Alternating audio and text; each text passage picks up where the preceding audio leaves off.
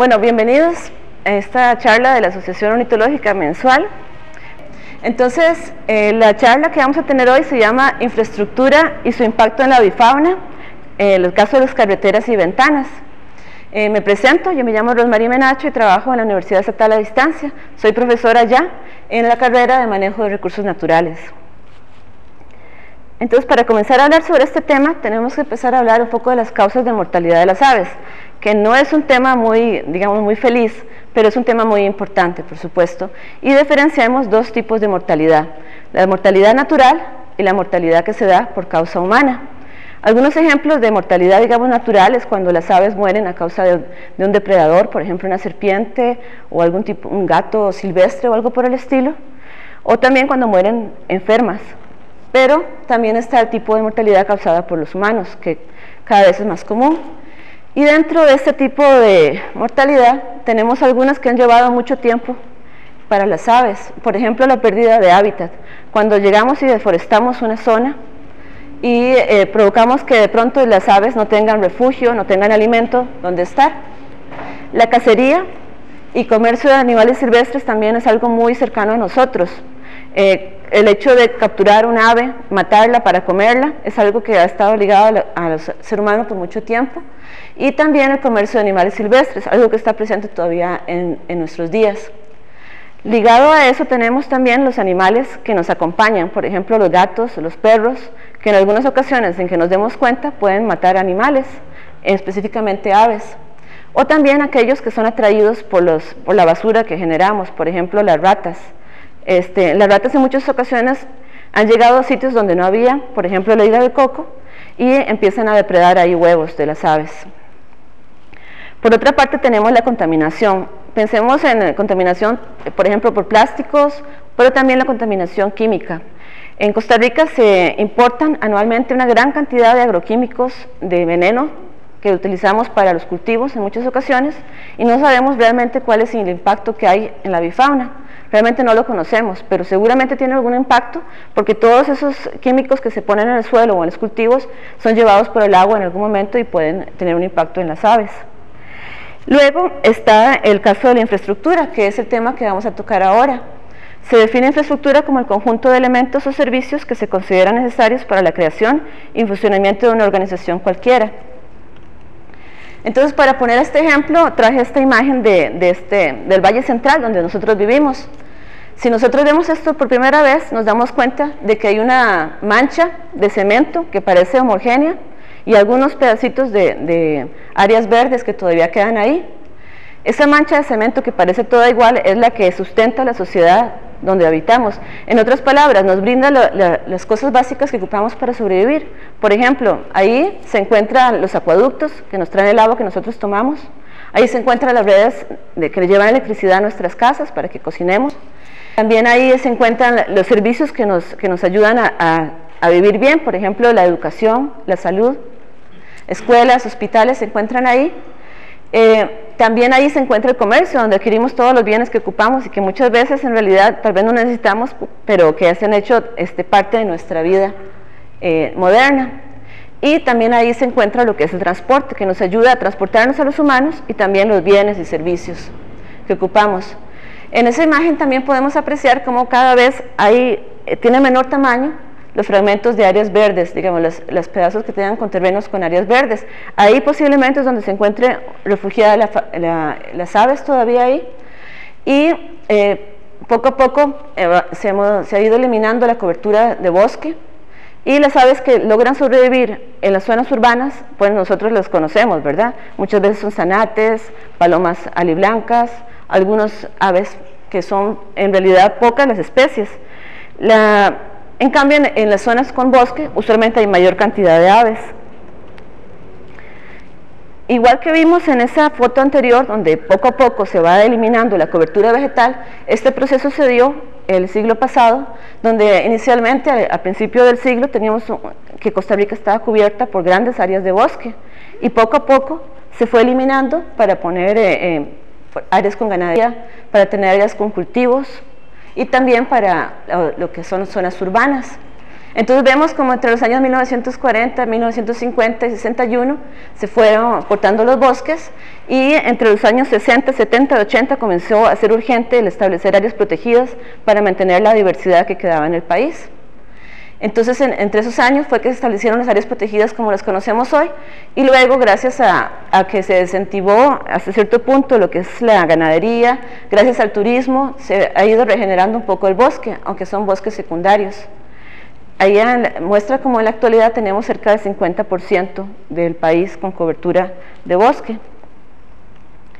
Este es un mapa de las áreas protegidas. Ahí es donde inicialmente se pensaba mantener a la gran cantidad de animales y plantas silvestres. Sin embargo, ya hoy sabemos que eso no es suficiente, porque los animales no conocen las barreras que nosotros les fijamos. Ellos se mueven libremente, y muchos ocupan espacios mucho más grandes de los que nosotros les brindamos, por ejemplo, jaguares o gatos silvestres. Entonces, ahí es donde surge la idea de crear corredores biológicos, que es una idea muy bonita que nosotros tenemos, de que los animales se puedan mover a través de estas especies de puentes. En la práctica es otra cosa, como vamos a ver. Entonces comencemos hablando hablar del transporte terrestre. Si ustedes se fijan en los periódicos, el transporte terrestre es un tema muy muy importante para todas las personas, y si nos ponemos a pensar el por qué, nos damos cuenta que realmente gracias a los vehículos es que se movilizan gran parte de los bienes y servicios que tenemos, por ejemplo la comida, por ejemplo la educación, por ejemplo la salud, los médicos y demás. Si nos ponemos a pensar en un rincón muy alejado de Costa Rica, nos vamos a dar cuenta que tal vez la calidad de vida ahí va a ser un poquito más difícil, porque no van a tener tan buenas escuelas como hay en el Valle Central, o tantas opciones de alimento, por ejemplo. Entonces, siempre se está pensando en hacer carreteras para que los vehículos transiten más rápido. Ligado a esto, bueno, vemos la dependencia que el ser humano tiene en la actualidad, el hombre moderno, a las carreteras en este mapa, donde se muestra en rojo oscuro todo lo que son redes viales que hay en el mundo. Prácticamente, donde sea que hay seres humanos, hay carreteras. Y con las carreteras vienen, por supuesto, los vehículos, automotor. Esas áreas donde no se ve, que están todavía como en blanco, son sitios donde o se mantiene el bosque casi virgen, o donde hay desiertos y no se puede habitar muy bien ahí. En Costa Rica pasa algo parecido.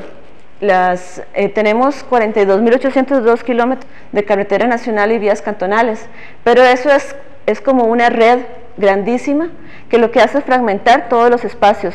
Implica que cualquier animal que se quiera mover de un sitio protegido o de un bosque a otro, posiblemente va a tener que atravesar una carretera en algún momento.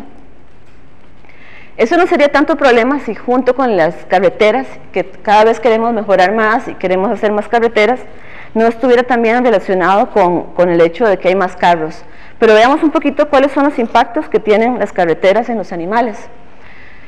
Cuando cortamos un bosque que está uniforme, el primer impacto que se da, bueno, la deforestación, justamente ahí hay un cambio de hábitat que va a traer algunos impactos. Por ejemplo, va a haber ahí más luz, lo cual va a traer algunas especies que les gusta la luz.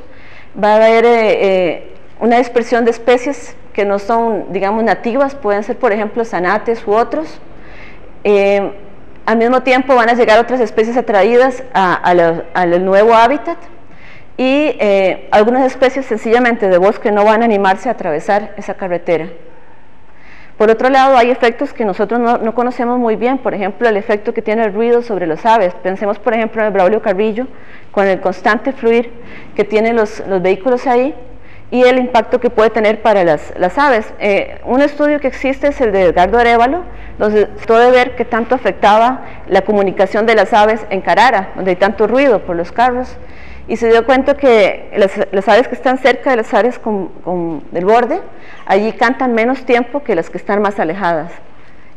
Me imagino que el gasto es también más alto. Por otra parte, uno de los impactos más evidentes que hay de las carreteras son los atropellos, que es lo más visible para nosotros, encontrar animales muertos por los carros. Con todo, nosotros queremos mejorar cada vez más nuestras redes viales, y hay un plan de que para el 2035 todo lo que son carreteras que están en anaranjado sean carreteras de alta capacidad. Quiere decir que carreteras donde el tráfico pueda fluir bastante rápido y en muchos casos, como estamos viendo y ya empezó ahora, cambiar de 2 carriles a 4 para que los vehículos transiten más rápido, lo cual implica también que va a haber más dificultad para los seres humanos y también para la fauna atravesar esas carreteras. También hay un tema importante que es el tema de la cantidad de vehículos. Estas líneas azules que nosotros vemos es el crecimiento de la población humana, y esta línea verde que vemos que crece mucho más rápido es la cantidad de vehículos que hay. Hace 100 años no había tantos carros como hay ahora, sin embargo ahora parece que cada persona que llegue a la edad de 8 años está deseando tener un carro para movilizarse mejor. Entonces en la actualidad se contabiliza que existe cerca de 1.800.000 carros en Costa Rica, y eso da ese tipo de impactos que los que vivimos en el Valle Central estamos ya bastante acostumbrados, casi que sufrimos diariamente, ¿cierto? Esto es en un peaje, pero la verdad es que diariamente nos enfrentamos a situaciones como esta, donde hay muchos carros. Pensemos qué es lo que pasa entonces en un sitio como el que estamos viendo en la foto, que es un sitio donde hay mucho bosque, pero es atravesado por una carretera. Las aves que viven por ahí, tenemos que tomar en cuenta una cosa. Nosotros, como seres humanos, tenemos los 2 ojos en el mismo plano. Somos capaces de medir un poco la velocidad. Cuando viene algo rápido, somos capaces de distinguirlo, además de que hemos aprendido a hacerlo. Las aves, en cambio, que tienen los ojos más hacia los lados, muchas veces con un solo ojo no pueden realmente medir la velocidad de los carros, por ejemplo. Y por otra parte, tampoco están acostumbrados. Entonces, si ustedes alguna vez tienen la oportunidad de viajar en un carro donde hay muchas aves, se van a dar cuenta que uno se puede acercar bastante a las aves y ellos no lo interpretan como que sea una persona o un posible depredador, ni nada. Entonces ahora voy a comentar un poco de un estudio que realizó Junior Rubik, que es estudiante de manejo de recursos naturales, y lo realizó en el Parque Nacional Los Quetzales. Entre el 9 de febrero de 2014 y el 25 de mayo de 2014, él realizó giras por bicicleta en un recorrido de unos 9 kilómetros en la carretera interamericana. Mientras él iba en la bicicleta, iba revisando si había cuerpos de animales muertos, y si encontraba alguno lo recogía y lo identificaba si era mamífero o ave y así. De las cosas que él encontró es que encontró 106 animales en total, y de esos 106 animales muertos, 85 eran aves. Y la especie más común es la que se ve allá, que es un tipo como de zorzalito que se llama cuitiento, Catudes gracilirostris. Ese fue el que encontró en mayor cantidad. Sin embargo, aquí presento rápidamente otros que encontró, pero bueno, antes mencionar también 2 cosas que él encontró. Él hizo recorridos en la mañana y en la tarde. Usualmente en la mañana encontró una mayor cantidad de aves muertas que en la tarde, lo cual coincide un poco con la actividad que tienen las aves. Y bueno, encontró más aves que mamíferos, como les había mencionado. Aquí algunas fotos de las aves que encontró. Y nada más también para mencionar el impacto que tiene un vehículo en movimiento a altas velocidades. Realmente destroza muchas veces a las aves, otras en ocasiones las deja muertas a un lado, y posiblemente los conductores no se percatan, y por supuesto nosotros no los vemos cuando vamos atravesando. Se pueden encontrar entonces especies comunes o especies un poco más raras, como esta celedonia que está en el logo de la asociación, un mosquerito aquí y así. En este tipo de estudios quiero mencionar las fuentes de error que puede haber. Una fuente importante son los carroñeros. Cuando Junior estaba recorriendo en bicicleta, quizás hay algunos cuerpos que no encontró porque antes de que él llegara, algún animal se los encontró primero, se lo comió. Otro es que si el animal murió atropellado en la carretera, posiblemente los vehículos que pasaban constantemente terminó de despedazarlos y entonces ya no iba a haber nada. Y por otro lado, depende aquí cómo se movilice el investigador. Si es a pie puede recorrer menos distancia, si es en carro puede recorrer más distancia, pero posiblemente pierda alguno de los animales que murieron, y en bicicleta también. Y bueno, mencionar también el riesgo que hay de andar en sitios como estos donde los carros andan a altas velocidades. En conclusión, encontró que más aves mueren durante la mañana. Se encontró también que más individuos morían en rectas, donde la carretera era recta, que en curvas. Esto coincide también con la velocidad. Si nos damos cuenta, uno tiende a correr más cuando va en una recta porque puede ver lo que hay delante. En cambio, en una curva uno es un poco más precavido.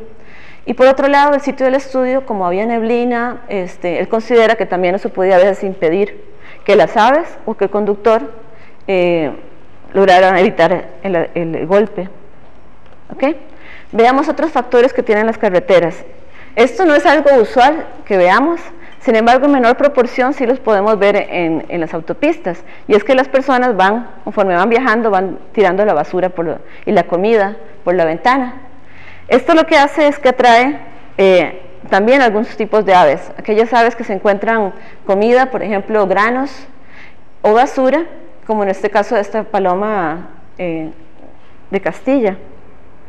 Por otra parte, también esta basura atrae a otros tipos de animales, en este caso un mapache, pero muchas veces pueden ser también zorros pelones y otros que van a morir atropellados, y estos a su vez van a traer los zopilotes, que son los carroñeros, digamos, por excelencia.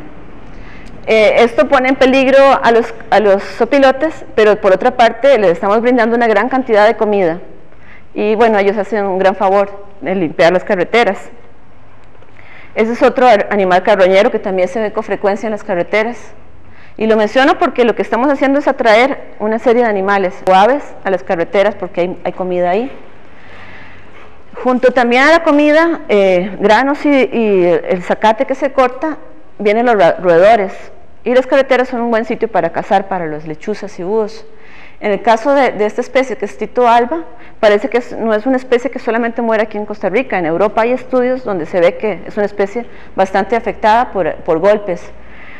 Por una parte, se piensa que si ellos están cazando de noche, las luces pueden encandilarlos, entonces los van a golpear más fácil, o también sencillamente al volar los pueden golpear. Este es otro ejemplo, pero no todas mueren, algunos sobreviven al golpe, y es aquí donde quería mencionarles la importancia de los centros de rescate en Costa Rica. Aquí vemos un caso donde está Susana García y María Pía. En esta ocasión ellos rehabilitaron una lechuza y la van a liberar. Entonces, esta lechuza fue golpeada por un carro, pero gracias a la atención pudo sobrevivir y ahora la van a liberar. Sin embargo, no ocurre con todas las aves, como por ejemplo este otro tachuelo. Voy a seguir mostrando algunas fotos pues feas, porque ese es el tema, ¿no? Entonces tenemos también otra ave que en Guanacaste, lo que son los, ¿cómo se llama? Los cuyeos, se ven a menudo en carreteras o en calles sin asfalto, pero cuando hay asfalto pues tienen menos posibilidades de escapar. O también se dice que en ocasiones cuando llueve las carreteras se ven como especies de lagunas que pueden atraer a aves acuáticas, como este patito de acá. Y este es un caso muy triste, esta garza agamia, que también murió atropellada, o esta Aramides cajanea. Bueno, estas son aves que mueren gracias a que alguien tomó el tiempo para llegar y tomarles fotos. Es que podemos observar que están muriendo en las carreteras de nuestro país, pero la gran mayoría de las aves pasan desapercibidas pues por nosotros. Para terminar, ¿cuáles son los factores relacionados con atropellos? Entonces, uno de los factores más importantes es la velocidad, no solamente en aves, también en el caso de atropellos a gatos silvestres y a otros. El andar a altas velocidades impide realmente reaccionar y frenar, que sería lo que impediría el atropello. La gran cantidad de vehículos también puede afectar, y cuando hay condiciones de poca visibilidad, por ejemplo en la noche o cuando hay neblina.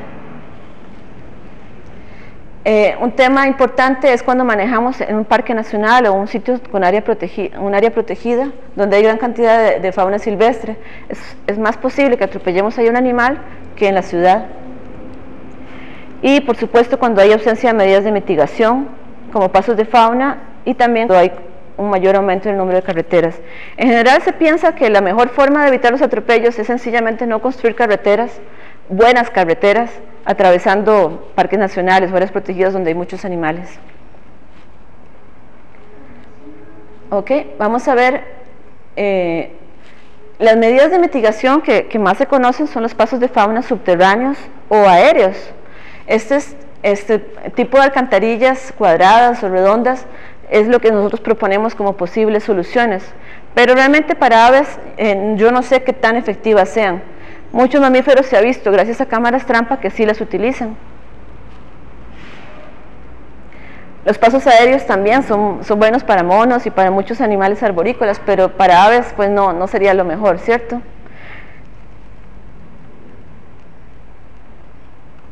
De momento algo importante es seguir contribuyendo al conocimiento del problema y opciones de solución. Puse la foto hoy de Jorge Zúñiga porque es una de las personas que más reportes han enviado al sitio de Facebook de Evitemos Atropellar Animales en Costa Rica, animales diversos en Costa Rica. Entonces, tomarse el tiempo para tomar fotos de los animales atropellados es algo un poquito feo, hasta peligroso, porque podría uno golpearle un carro por hacer esto, pero es lo que nos está brindando información de lo que está ocurriendo. Ok, en este caso, ya habíamos mencionado que los carroñeros son los que fuentes de error. Sí, esto ya lo repito, perdón. Ok. Un tema de cómo evitar los atropellos que es complicado es el de manejo responsable, y es que muchas personas dirían, si nosotros no manejamos de forma responsable para cuidar las vidas humanas, no vamos a pretender que la gente maneje en forma responsable para proteger a los animales, ¿cierto? Bueno, pues hay que comenzar de alguna forma a hablar sobre el tema, porque no solamente la vida de los animales, sino también la vida de las personas. Básicamente, disminuir la velocidad donde hay animales y estar atentos por si un animal sale de pronto. En caso de ver un animal, frenar, ponerle luces, y en caso de que haya un animal herido, que sería muy triste que ocurra, pues estar al tanto un poco de los centros de rescate a donde se pueden llevar.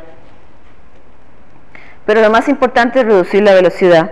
En ese sentido, en Costa Rica se está implementando esa señal de tránsito, no sé si ustedes ya la conocen, que está con la intención de que las personas, cuando viajen por sitios como el Parque Nacional Carara o otras áreas protegidas, bajen la velocidad pensando en los animales. Se dice que la velocidad deseable cuando uno anda en un área protegida es unos 40 km por hora, porque es la velocidad en la que uno puede realmente frenar en caso de que algún animal aparezca de pronto. Pero ya vimos por lo que presenté antes, que también una forma de evitar atropellos es evitar tirar basura, o poner basura cerca de las calles.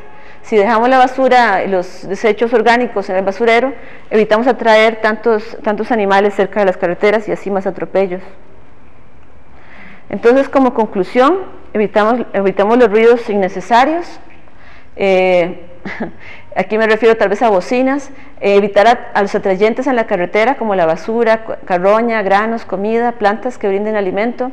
Disminuir la velocidad, sobre todo ese es el principal consejo, y contribuir a la investigación, que todos lo podemos hacer. Ahora voy a cambiar de tema al tema de las ventanas. Es otro tema distinto, pero también es importante. Comenzaría hablando de este señor que está acá. Él es Daniel Clem Jr., que es una de las personas que comenzó a investigar más profundamente lo que estaba pasando en Estados Unidos, y en los años 1990 aproximadamente, él realizó una investigación y determinó que cerca del 20 o 25% de las aves en Estados Unidos habían golpeado alguna vez contra ventanas, o habían muerto al golpear contra ventanas. A partir de esos estudios hizo una estimación un poco grande, que es que entre 100 y 1000 millones de aves estaban muriendo por golpear contra ventanas en Estados Unidos. Igual que les mencionaba con las carreteras, la infraestructura en cuanto a viviendas está aumentando en Costa Rica. En la actualidad hay cerca de 1.360.000 viviendas, y en la última década aumentó eso en 30%. Eso no parece que va a cambiar, pero también hay un aspecto importante, y es que en las viviendas actuales es cada vez más común encontrar grandes paneles de vidrio, porque es algo que nosotros apreciamos mucho, la vista y demás. Vemos en este gráfico que una gran cantidad de las viviendas se encuentra en San José. Muy posiblemente en las otras provincias también va a aumentar en el futuro. Ahora, ¿por qué golpean las aves contra las ventanas? Básicamente hay dos razones que pueden sonar como muy simples, pero al mismo tiempo son las que confunden a las aves. Una es que las ventanas funcionan como un espejo. En los días que son brillantes, luminosos, las ventanas parecen realmente un espejo, y las aves se confunden y cuando ven las ventanas piensan que lo que hay ahí es un bosque o lo que sea que esté reflejando las ventanas. Vuelan hacia las ventanas y ahí es donde golpean. O también las aves son las ventanas son invisibles para las aves. Nosotros, por nuestra experiencia, podemos distinguir que allí, gracias a esas siluetas, allí hay ventanas, vidrios, ¿cierto? Pero las aves, en cambio, no. Las aves lo que ven es un paso por el cual pueden atravesar, y es ahí cuando se golpean. Nosotros utilizamos los paneles de vidrio para muchas cosas distintas, y las fotos que les voy a presentar a continuación, en todas ellas un ave golpeó. Podemos comenzar, por ejemplo, con los buses. Cuando un bus ingresa a un área protegida, estamos poniendo una especie también de trampa a las aves. En algún momento puede ser que el ave vaya a ir y golpear contra las ventanas de este vehículo. En mi investigación he encontrado también varias ocasiones, y es muy interesante, aunque las casetillas de guarda son pequeñas, también tienen características que les hacen más peligrosas para las aves, y es que usualmente tienen vidrios que se encuentran opuestos uno al otro. Entonces, nuevamente el ave lo que ve es un paso ahí. Y ese tipo de cosas, cuando hay dos vidrios que están en forma opuesta, ahí es donde usualmente golpean. Hace unos 20 años nosotros no veíamos puertas de vidrio, ahora cada vez son más comunes también. Ahí también están golpeando las aves. Y bueno, este es un ejemplo, pero ustedes cuando salgan durante un día soleado van a ver la cantidad de edificios que cada vez están cubriéndose más completamente con vidrio. Sin embargo, de lo que he encontrado hasta ahora, lo más común es encontrar aves que hayan golpeado contra ventanas tan sencillas como esta, ventanas de casas, algunas con paneles continuos, pero son las que más reportan con más frecuencia. Es decir, tal vez no sean los edificios más grandes donde están muriendo la mayor cantidad de aves, posiblemente sean sencillas casas que se encuentran con algunas características apropiadas para que golpeen. Entonces nos preguntamos qué especies golpean contra ventanas, dónde están golpeando, cuándo, a qué hora, durante qué periodo o mes golpean con más frecuencia y cuántos se están golpeando. Antes de responder esta pregunta hay que diferenciar dos comportamientos de las aves. Esto de aquí es un pinzón que está peleándose contra su reflejo en un carro. Eso es sumamente común, pero eso no va a provocar la muerte de esta ave. Puede estar peleándose durante horas y va a seguir golpeándose. En este caso lo que él hacía era que golpeaba, luego se subía al espejo, decía ya se fue, ¿verdad? Y volvía a bajar y se encontraba otra vez y seguía entonces golpeándose. Esta ventana es el resultado de estas interacciones. En esta ventana un individuo estuvo golpeando durante meses. Entonces, ¿qué provoca? La ventana está sucia, ¿cierto? Pero ahí sigue golpeándose. Y para que ustedes vean qué tipo de ave era una tangara icterocéfala. Otra cosa que hacen las aves en ocasiones, pero que no necesariamente provoca su muerte, es que por error ingresan dentro de alguna habitación de la casa. Y entonces intentan salir. Posiblemente si tratamos de atraparlas se van a golpear contra las ventanas, pero posiblemente si no las ahuyentamos mucho, ellas solitas van a salir. Algunas veces ellos se quedan encerrados y se mueren también. Pero no es que estén, en este caso, digamos, necesariamente golpeándose contra la ventana o muriendo por el golpe contra la ventana. Entonces, para esta investigación, lo que he hecho en este tiempo es un poquito recurrir a los museos, que son especies como de bibliotecas, donde se encuentran los cuerpos de aves que han muerto por años, y ver un poquito la razón por la que ellos murieron. En las etiquetas viene apuntada en ocasiones. Luego preguntar a biólogos y naturalistas. Muchos biólogos, por ejemplo aquí estaba Michelle Montoya, muchas veces ellos llegan y guardan evidencias de lo que está pasando por mucho tiempo. No en el caso de Michelle, pero también otros tienen incluso guardados cuerpos de cosas. Es como ganas de guardar información, y esta información está disponible si uno les pregunta. Por otra parte, tenemos reportes de científicos ciudadanos. Ahora les voy a contar un poquito, pero tal vez ustedes saben cómo se ha hecho esto. Y la forma más difícil y con menos resultados es la de búsqueda sistemática. Básicamente es tomar un conjunto de edificios e ir a revisar día con día a ver si uno se encuentra aves muertas. Por supuesto, eso es lo que da menos resultados porque las muertes ocurren realmente no tan a menudo. Este es el rótulo que estamos utilizando en la página de Facebook de la Asociación Ornitológica, pidiéndole a la gente de todo el país que por favor reporte si ve algún choque de aves contra ventanas. Pues me siento muy contenta de decir que ha habido una respuesta muy positiva durante estos años. Aquí vemos la cantidad de reportes por mes durante este tiempo, desde septiembre de 2013 a septiembre de 2014. Vean ustedes que entre enero y julio hubo muy pocos reportes, pero eso fue porque sencillamente dejé de solicitarlos. Luego se volvió a pedir y volvió a aumentar la cantidad de reportes, básicamente de fotografías de aves que habían golpeado contra ventanas y de las ventanas también. Gracias a esto se ha logrado tener bastante información.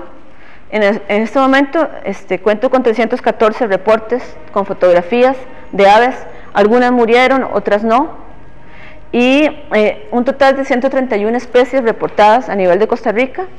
Y si a eso le sumamos lo que se ha obtenido gracias a la información de museos y biólogos, tenemos en este momento 191 especies que se sabe que en algún momento han colisionado contra ventanas. Muy posiblemente este número va a aumentar conforme sea investigación. Y cerca de 179 personas han enviado reportes, que es una cantidad considerable. Gracias gran parte de esto a la tecnología, porque la gente envía su fotografía a Facebook, WhatsApp, correo electrónico y demás. Y tenemos que una gran cantidad de los reportes son de individuos muertos, 188 contra 120 vivos. Pues yo estaba pensando que en muchas ocasiones, y me pasó a mí, uno ve que el ave golpeó contra la ventana, va a tomarle la fotografía y ya el ave se fue. Entonces puede ser que muchas más aves vivas hayan golpeado y se hayan ido antes de poder tomar la fotografía, pero también puede haber sido que alguna ave que se fue viva luego murió, porque la razón por la que ellos mueren es porque se golpean la cabeza y hay una hemorragia intracraneal que les puede llevar a la muerte en segundos o en tiempo después. Ahora les voy a presentar un gráfico que no van a poder ver, imagino que no, que es la cantidad de individuos por familia que se ha encontrado a través de estos reportes. Son muchas familias, aves de todo tipo, hay lechuzas, tenemos martines pescadores, trogones, rapaces, tucanes, hay mucho, tanto como hay diversidad en nuestro país. Pero para resumir un poquito este gráfico, veamos algunos de los datos. Por ejemplo, las aves que más hemos obtenido más reportes son de colibrís. Cerca de 58 reportes son de colibrís, que lo que son cerca de 18.5% de todos los datos que tenemos. Y esta especie que está acá es la más reportada, que es el Factornis longimareus, es un tipo de ermitaño, o Longirostris, perdón. Tenemos aquí otro caso también que para mí es muy interesante porque realmente no había tenido la oportunidad de tener un colibrí garganta de rubí en mi mano. Estos colibríes son migratorios, viajan cientos de kilómetros hasta nuestro país y hay varios reportes de colibríes de ese tipo que han golpeado contra ventanas y han muerto. Lo que llama la atención realmente es tenerlos en la mano y ver lo diminuto que son y el esfuerzo que han debido tener para llegar hasta acá y luego morir de esa forma. Entonces, estos han sido casos. La especie que se lleva, digamos, el primer lugar en cuanto a números es el zorzal de Swanson. Es una especie también migratoria. En abril pasado tuvimos cerca de 24, bueno, la mayor parte de los reportes ocurrieron en abril pasado, que es cuando esta especie está volando de regreso hacia Estados Unidos, y parece que es el periodo en que realmente un mayor número pasa a través de Costa Rica.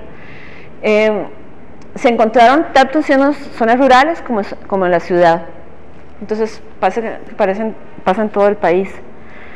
Otras especies que pues llama mucho la atención, este reporte podría haber sido famoso porque es un pájaro campana que golpeó contra un edificio de la Universidad de Costa Rica y murió.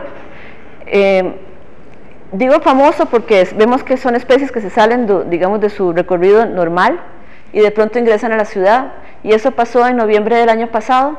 Y fueron reportados dos pájaros campanas en la ciudad en ese tiempo. Sin embargo, si viajamos a sitios como Monteverde, vamos a encontrar que los pájaros campana también han muerto ahí contra ventanas, al golpear contra ventanas, y es una de las especies que podría preocuparnos más porque conocemos que hay cerca de 120 individuos en este momento en la zona de Monteverde y nos preocupa entonces la cantidad que esté muriendo. Las aves pueden morir en periodos críticos de su vida. Por ejemplo, este trogón que se ve acá, lo que vemos ahí es el parche de incubación, así que posiblemente golpeó contra una ventana mientras estaba alimentando a sus pichones. Este es un trogón aurantirostris. Este otro también de la familia de las cotingas murió en la zona de Sarapiquí. Entonces son especies que han llegado reportes de especies que son relativamente raras y que vemos que están golpeando contra ventanas. Por tanto, es información valiosa. Los rapaces también están golpeando. Puede ser que golpeen porque están persiguiendo alguna presa y de repente la presa hizo así y el rapaz golpeó. Y también las lechuzas o búhos pues, están golpeando. También hay reportes de quetzales, lo cual también es una especie que nos llama mucha atención porque tiene gran importancia para el turismo en Costa Rica. Y aquí hago mención de que muchos sitios turísticos pues casualmente tienen muchas ventanas, entonces aumenta el riesgo para aves como esta. Otra ave que es grande, que nos llama la atención que puede golpear contra la ventana, es la pava negra. Esta pava de acá la reportaron en Tilarán, sin embargo hay otras que sí llegan a morir. Conozco casos de pavas negras que han muerto. También una nota un poco triste es que no todas las aves que logran sobrevivir son capaces de volver a volar. Y aquí tenemos 3 casos. Este caso es un cuco que se golpeó, sobrevivió, pero no podía mover las patas, no podía volar. Igual pasó. ¿Sí? También es ave en peligro. Ah, sí, es una ave migratoria. Es la subespecie del oeste de Norteamérica. Golpearon las dos. Entonces es algo importante que estás señalando. Bueno, esta ave golpeó en Cartago, también en una zona urbana, y sí, se encontraron especies que son relativamente raras aquí. Tenemos también este caso de este zorzal de Swainson que le pasó lo mismo. Parece que hay un daño neurológico, ellos no quedan bien, sobreviven, pero no son capaces de volar ni de moverse de esta forma. Y ahora les menciono algo que tal vez a la gente no le da, alguna razón por la cual la gente no le ha dado importancia a este problema, es porque uno ve una ave por acá, otra ave por allá, y pues dice, no pasa nada, es una en mucho tiempo, ¿cierto? Pero tal vez cambia un poquito uno la percepción si se da cuenta de la cantidad de aves que mueren en una sola casa durante un tiempo prolongado. Aquí podemos ver, por ejemplo, esta fue un biólogo que había recuperado también durante años, unos 7 años, todas las aves que encontró por su casa. Y vemos aquí la gran cantidad de jilgueros que hay, por ejemplo, tucancillos verdes y otros. Entonces, pues yo imagino que eso puede cambiar un poco la percepción de la gravedad del problema. Si sumamos a esto la cantidad de aves que están muriendo o una gran cantidad de casas, pues ahí sí se nota más, ¿verdad? Vamos a hablar ahora un poquito de los métodos para prevenir los choques. El método que he encontrado más común es el de poner siluetas. Y ahora ven aquí a la derecha que hay una calcomanía transparente. Esa calcomanía transparente supuestamente está reflejando los rayos ultravioleta, y como las aves son capaces de ver los rayos ultravioleta mejor que los humanos, lo van a evitar a la ventana. Pero aquí estamos perdiendo de vista una cuestión, y es que las aves no ven la ventana. Es decir, no están habituadas como nosotros a decir, mira, ahí hay algo, hay una ventana. No, ellos ven algo que está ahí inmóvil y lo demás lo consideran espacio abierto. Entonces, las siluetas son muy poco efectivas para evitar los choques de las aves. Aquí pongo otro ejemplo. Esta silueta que está puesta en la ventana, y este colibrí golpeó justo a la par de la silueta. Algo interesante es que también en ese momento y frente a la ventana había unas flores de amapola. Entonces es posible que el colibrí viera las flores y pensó que iba a llegar ahí a alimentarse, y en cambio se golpeó. Entonces, realmente el utilizar siluetas, calcomanías espaciadas no va a impedir mucho la muerte de las aves. Tal vez para los seres humanos sí nos sirva. Si tenemos una gran puerta ahí de vidrio y vemos algo ahí, no nos vamos a chocar. pero las aves sí se van a chocar. Entonces hay que buscar otros métodos, y de lo que se ha estudiado hay dos características que tomar en cuenta. Uno es que cualquier método tiene que romper el reflejo, no puede estar, si se pone por ejemplo atrás, no va a romper el reflejo y el ave va a golpear siempre contra el vidrio. Y la otra es que tiene que cubrir la mayor área posible de la ventana. Entonces, una recomendación que se da es que cualquier método se coloque a una distancia de 10 centímetros entre sí. Y aquí podemos hablar de rayas, puntos o lo que sea. Veamos algunos ejemplos.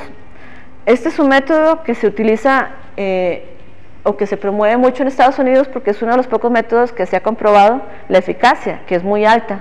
Básicamente son cuerdas que están colgando y se dejan sueltas abajo para que el viento las mueva. Entonces este método lo que procura es que se siga viendo hacia afuera, que siga habiendo iluminación, pero que las aves no choquen contra las ventanas. También se utiliza en ocasiones tape, o en ocasiones se puede pintar sobre la ventana. Y algo que puede funcionar muy bien, sencillamente es poner barrotes. Entonces algo interesante es que en ciudades inseguras, donde hay muchos ladrones y que hay muchas verjas o barras, posiblemente ahí van a golpear pocas aves, porque ya de por sí sirven para evitar las colisiones. Este edificio, por ejemplo, está en medio del bosque y habría muchas aves. Después de que pusieron las verjas se disminuyó mucho la mortalidad. Sin embargo, muchas personas realmente no les gustan mucho las verjas. Entonces, de lo que yo he visto que se ha encontrado en otros países, tanto en hoteles como en universidades, que se está utilizando más, es algo como esto. Es una lámina transparente donde hay pequeñitos puntos. Entonces los puntos sí son visibles para las aves, pero no interrumpe tanto la vista. Entonces ya en universidades y algunos otros sitios se pone. También está el uso de mallas. Mallas delgadas, mallas un poquito gruesas. Las mallas, de todos modos, si hubiera un choque ahí, van a golpear suavecito, van a rebotar prácticamente las aves. ¿Ok? Para concluir, me pareció interesante hacer esta charla sobre carreteras y ventanas al mismo tiempo, porque vamos a ver entonces que hay cosas que son parecidas entre los dos problemas. Uno es que si uno coloca cosas para atraer a las aves en la cercanía de las carreteras o en la cercanía de las ventanas, posiblemente va a haber una mayor cantidad de choques o de accidentes. En el caso, por ejemplo, de las carreteras, si se deja basura, comida, o en el caso de las ventanas, si se colocan plantas alrededor de las ventanas que se van a ver reflejadas allí y entonces las aves van a golpear. Por otra parte, donde hay más aves alrededor de los edificios o alrededor de las carreteras, posiblemente va a haber mayor cantidad de muertes. Y esto ocurre sobre todo en sitios donde hay bosque o en sitios donde están las áreas protegidas. Entonces, si ustedes que tal vez vivimos en la ciudad no les ha parecido mucho que este es un problema serio, tal vez si uno se va a vivir en medio del bosque con un edificio con grandes ventanas, va a darse cuenta que es mucho más común que las aves comiencen a golpear. Y por otro lado, como hemos visto, estudiar esto una persona sola es prácticamente muy difícil, realmente. O sea, lograr ver la magnitud del problema es muy complicado. Lo mejor entonces es tener la colaboración de muchas personas para darse cuenta qué es lo que está pasando. En este caso, la tecnología facilita mucho la comunicación y aprendizaje. Y ya, en cuanto a resolver el problema, lo primero es conocer qué es lo que está pasando, ¿cierto? Y ya estamos comenzando a tener una idea de qué es lo que está pasando en Costa Rica. Entonces, luego de eso, el siguiente paso sería aceptar de que el que las aves se mueran atropelladas o golpeadas, o el que las aves mueran por golpear contra ventanas, no son muertes naturales, sino que hasta cierto punto tenemos responsabilidad nosotros.